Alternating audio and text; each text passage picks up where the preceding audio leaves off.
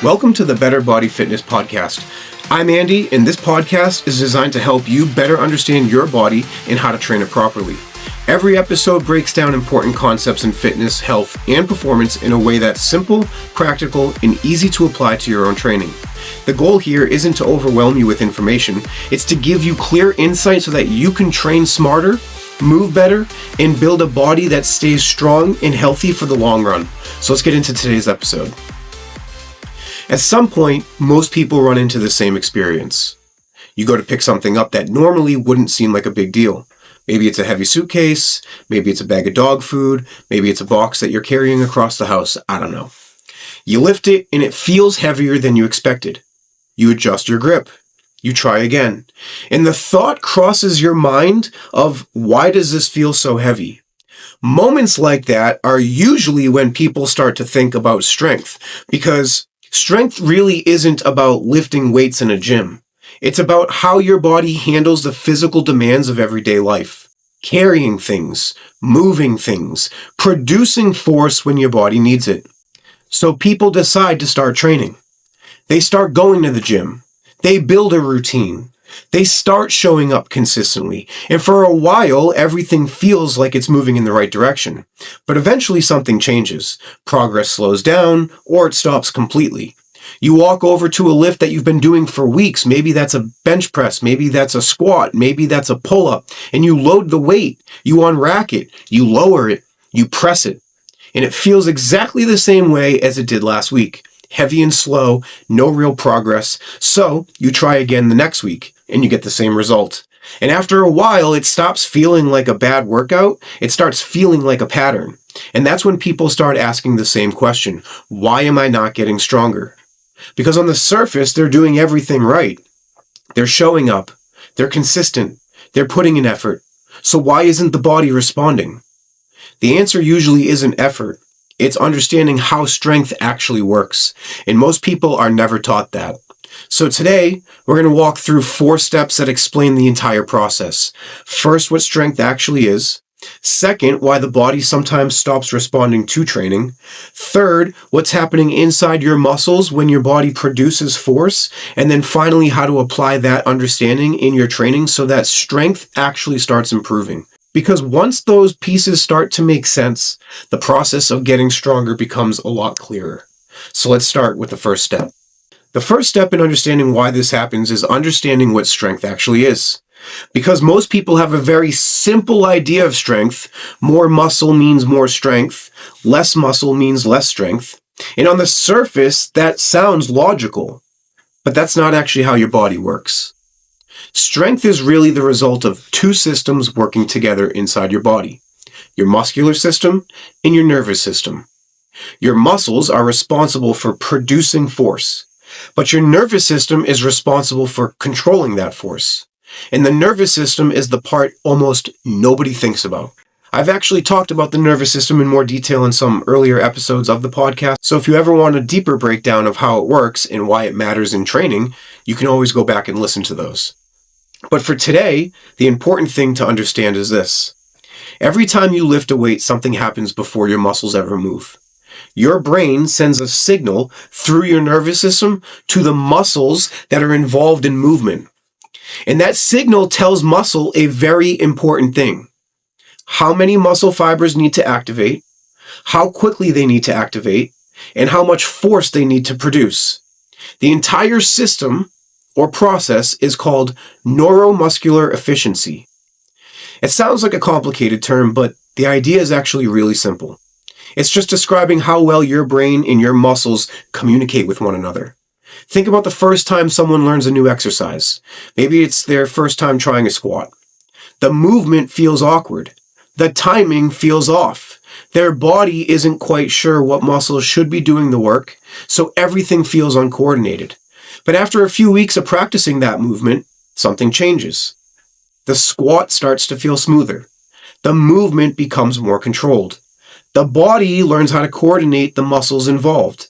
That is neuromuscular efficiency improving. Your brain is getting better at sending the right signals to the muscles at the right time. And the better that communication becomes, the more force your body can produce. Which means strength isn't just about muscle size. It's about communication. It's about coordination. It's about how efficiently your nervous system can activate the muscles involved in that movement. And the part that surprises a lot of people is that you can train your muscles without really improving the communication system. Someone can go to the gym regularly, they can sweat, they can push through workouts, they can do the same exercise week after week, but if their nervous system isn't learning how to improve that communication with the muscles, then strength doesn't improve the way people expect it to. And that's where a lot of people start to feel confused, because they are working hard, but they don't feel stronger. Which brings us to the second step, understanding why strength stalls, and understanding why your body doesn't always respond to training the way that you expect it to, because your body absolutely adapts to training. That's one of the most incredible things about the human body. It's constantly adjusting to the stress that you place on it. When you exercise, you're essentially giving your body a message. You're telling it, this is the kind of demand I need you to handle. And your body responds by adapting so that demand becomes easier to manage the next time around.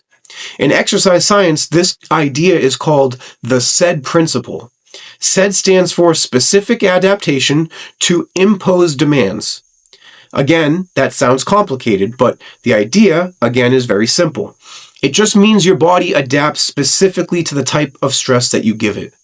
If you run regularly, your body adapts to running. Your heart becomes more efficient. Your muscles become better at handling endurance. So running over time starts to feel easier. If you lift weights, the same thing happens. Your body adapts to producing force. Your muscles become stronger. Your nervous system becomes better at coordinating those movements. And the same exercise starts to feel more manageable. Your body is always learning how to handle the demands that you place on it. But where things get interesting is that adaptation is exactly what allows you to improve, but it's also the reason that progress eventually slows down. Because once your body adapts to a certain level of demand, that demand stops feeling new. Imagine someone who starts going to the gym for the first time. Almost everything feels challenging.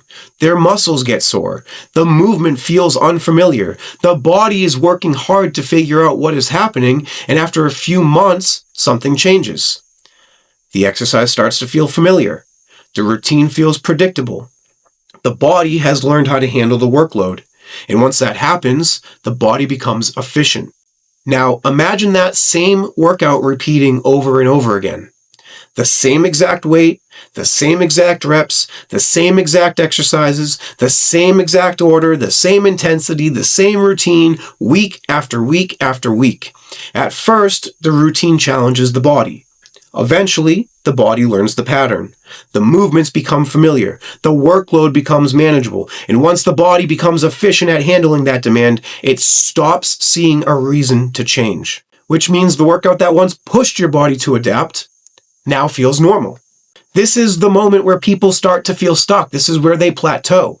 They're still showing up. They're still putting in the work. They're still sweating and pushing through their workouts. But the signal their body is receiving hasn't actually changed. And when the signal doesn't change, the adaptation doesn't either. That's where a lot of strength plateaus begin, which brings us to the third step. What actually tells the body to become stronger in the first place? So the third step in understanding how strength actually improves is understanding what's happening inside your muscles when your body is asked to produce more force. Because when most people look at muscle, they just see one single structure. Your bicep, for example, your chest, your quadriceps. But muscles aren't actually one piece, they are built in layers. If you could zoom in on a muscle, the first thing you would see are bundles of tissue grouped together. Those bundles are called fascicles. You can think of fascicles like a bundle of cables inside a larger cable. And inside each of those bundles are the actual working units of the muscle. Those are called muscle fibers. A muscle fiber is a single muscle cell. And those fibers are the parts of the muscle that actually shorten and create force when you lift something. So when your body produces force, what's really happening is thousands of those muscle fibers contracting at the same time. But those fibers don't turn on by themselves. They are controlled by your nervous system. Each nerve connects to a group of muscle fibers, and that group is called a motor unit. So you can think of it this way. Your brain sends a signal, that signal travels through a nerve, and that nerve activates a group of muscle fibers. That group working together is what we call a motor unit. Now, this is important to note because your body doesn't activate every motor unit all at one time. Instead, it turns them on based on how much force the movement requires. If the movement is easy, your body only activates a small number of motor units. But if the movement is heavy, your body has to recruit more and more motor units to help produce the force needed to move the weight. And the more motor units your body recruits, the more muscle fibers are working together, which means more force can be produced. You can actually see this happen when someone attempts a heavy lift. Imagine someone trying to squat a weight that's close to their max limit. They lower into a squat and they start driving back up. At first, the body moves quickly. About halfway through the lift, your body realizes how much weight is loaded and slows down. That's the moment where the body realizes it needs more force. So the nervous system recruits additional motor units to help finish the lift. More fibers join the effort. The lift grinds a little, but eventually the body begins to move again. That's motor unit recruitment happening in real time. And over time, the body gets better at doing that. The nervous system becomes faster and more efficient at activating those fibers, which means the movement that once felt extremely difficult starts to feel smoother and more controlled. But there's one important condition attached to that process. Your body only recruits more motor units when the demand actually requires it. If the demand stays the same, the recruitment stays the same. If the recruitment stays the same, strength stays the same. Which brings us to our final step. How do you actually trigger that process in your training? And the answer comes down to something called progressive overload. Progressive overload is one of the most important ideas in strength training, but the concept itself is very simple. It just means that over time, the demand placed on your body needs to gradually increase. Because remember what we talked about earlier. Your body adapts to the stress that you give it. And once it adapts, that same level of stress no longer forces it to change. So if you want to keep getting stronger, the signal you send to the body has to increase. Now, a lot of people assume that that always means adding more weight, and sometimes it does. But progressive overload shows up in different ways. Most of the time, it actually looks very small. Imagine someone who has been bench pressing the same weight for months. Every week they come in, they load the same plates, and they do the same 3 sets of 8 reps. The same weight, the same reps, the same routine. Eventually, the workout just becomes something the body knows how to handle. Then, one week, they push for 1 more rep. Instead of stopping at 8, they get 9. It's a small change, but that 9th rep forces the body to produce a little more force than it did the week before. The next week, maybe they get 10 reps. Now suddenly that weight that they felt stuck on for months starts moving differently. A few weeks later, they add 5 pounds to the bar. Now that new weight becomes the next challenge. That is progressive overload. And sometimes it shows up in ways people don't expect. Someone might be squatting the same weight every week, but the movement is rushed.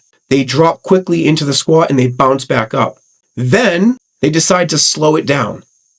3 seconds on the way down, controlled at the bottom, and driving back up with intention. Suddenly, that same weight, all of a sudden, feels much harder. Not because they changed the weight, but because the demand on the body changed. Think about someone who is always training on machines. Everything is stable. Everything is predictable. Then they start incorporating free weight movements that require more balance and coordination. Now all of a sudden the body has to control the movement instead of just pushing through it. And that alone can increase the demand enough to start driving adaptation again. Most strength improvements actually happen this way, not through massive jumps in weight, but through small increases in demand over time. A little more weight, a little more control, a little more work than the body handled the week before. And when all those small improvements start stacking up week after week, that's when strength begins to show up, because the body is constantly being asked to do just a little more than it could do before. And over time, those small changes add up to very real progress. So when you put all of this together, the process of getting stronger becomes a lot easier to understand. First, strength isn't just about muscle. It's your muscular system and your nervous system working together. Secondly, your body adapts to the stress that you place on it, and once it adapts, it becomes efficient at handling that demand. Third, strength improves when the body is forced to recruit more muscle fibers to produce more force. And then fourth, the way that we trigger that process is through training progressive overload, gradually increasing the demand placed on the body over time, whether that be a little more weight, a little more control, or a little more work than your body handled the week before. When you start applying that consistently in your training, the signal your body receives changes. And once that signal changes, the body starts adapting again, which is when strength improvements start to show up. All right, that's all I got for today. This is the Better Body Fitness Podcast. My name is Andy. I hope today's episode gave you a better understanding of your body and how to approach your training in a way that feels practical and manageable. The more we understand how the body works, the easier it becomes to train with purpose and confidence. Thanks for spending some time with me today. If you'd like to stay connected and keep building on what we talked about here, make sure you follow the show so that the next episode shows up automatically. Take care.